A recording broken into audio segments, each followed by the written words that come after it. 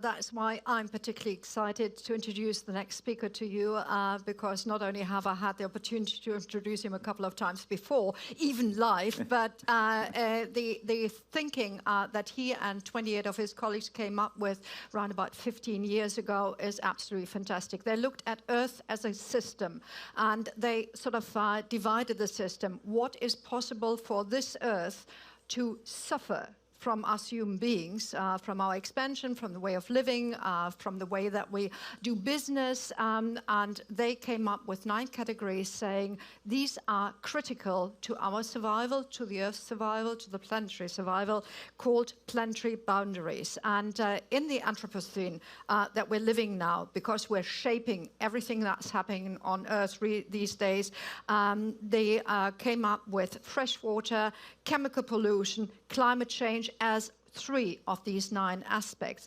Even then, they already said 2 have already been crossed. 2 of the turning points are already on the cusp of having turned, and that's loss of biodiversity, which, as we've just heard, is of course part of the discussions in Beijing, in China right at the moment, not in Beijing, but at the COP15.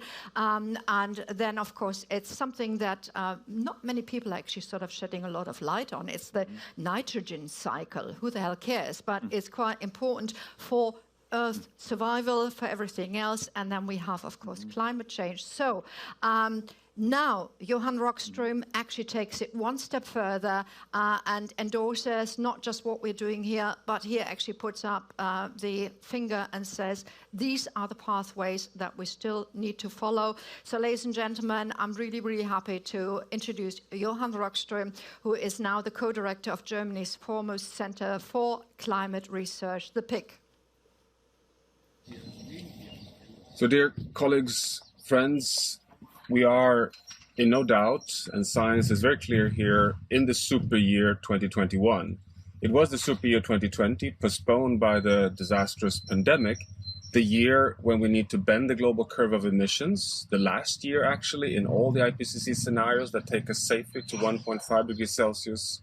It's also the year with 3 consecutive large heads of state UN summits on food, on biodiversity, on climate. It is the moment for transformation. And science is clear that this is our last chance if we are to avoid crossing tipping points that could irreversibly move us in the wrong direction. This is also the year when we can finally integrate the whole nature and climate agendas. We know scientifically, which is not understood by so many, that the final battleground, whether we fail or succeed in landing the Paris Climate Agreement of holding global warming well below 2, is not about phasing out fossil fuels. It is about securing the carbon sinks in nature. It is about securing the resilience in the Earth system, which is connected to not only climate, but also to health, of avoiding future pandemics. So we really need a planetary boundary approach where we set scientific targets for a stable and resilient Earth system to navigate the turbulent future in the Anthropocene. That's the challenge we're in, and that's what we're facing today. This translates to a number of scientific insights which guide the risk management and therefore the investments in the future. The latest assessment shows that of the 15 known climate tipping elements in the Earth system, I mean, for example, the Greenland ice sheet, the Arctic sea ice, the Atlantic overturning of heat, the West Antarctic ice shelves, these large global commons that regulate the state of the planet and the climate system, 9 of the 15 known tipping elements are starting to show signs of moving in very worrying directions towards potential thresholds. They're showing a higher degree of variability, either slowdown or moving outside of the range of stability. Now, that is an early warning from the Earth system that we may be losing Earth resilience and thereby shifting into a situation where the planet goes from self-cooling and dampening the stress we pose on her based on the emission of greenhouse gases and erosion of nature into a state where we start seeing self-amplified warming, for example, permafrost thawing, accelerated ice melt, forest fires, forest dieback, and release of greenhouse gases. So now is the turning point moment. This, of course, opens up a whole set of transformative social tipping points of action. And this decade is decisive in that terms because we know the work plan we have in front of us. Cut global emissions by half by 2030, halt the loss of nature.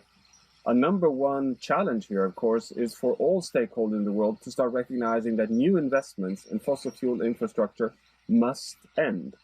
We also know that carbon neutrality must be a target for all actors across every sector, every nation, every geography. And I would suggest that foundations in the world have a particular leading role here to explain that following science here requires an integrated approach, following the carbon law of cutting emissions by half every decade, but also investing in nature-based solutions to become carbon neutral on all the remaining emissions before one reach a complete 0 point by 2050. This is the transformative challenge we have to recognize that it's about both nature and climate. We know that technology is playing in our favor here, but the challenge is how to scale this, and not only scale it, but also scale it in a way that makes it accessible to all rapidly emerging, but also the poorest developing countries in the world. Again, foundations can step in and play a potentially very pivotal role in that transition point. We also have a very large policy regime change required. We now have almost unexpectedly a G3 on climate. The three world's largest economies, the US, the European Union, and China, are stepping up behind science, behind net zero statements for 2050 for the EU and US, but no later than 2060 for China. Getting more economies on board and getting that momentum to become unstoppable is, of course, a challenge for all of us. Then we have the food system transition, which is equally important as the energy transition. Rarely talked about so much, but equally fundamental, particularly if we are to land back within a safe operating space of planetary boundaries. Again, here we have multiple stakeholders that need to step on board and support that transition. And finally, the entire governance regime. We need to strengthen our ability to govern the global commons for the sake of security, stability, and development for all people in the world. This requires new thinking. How do we govern the planetary boundaries in a way that benefits all humanity?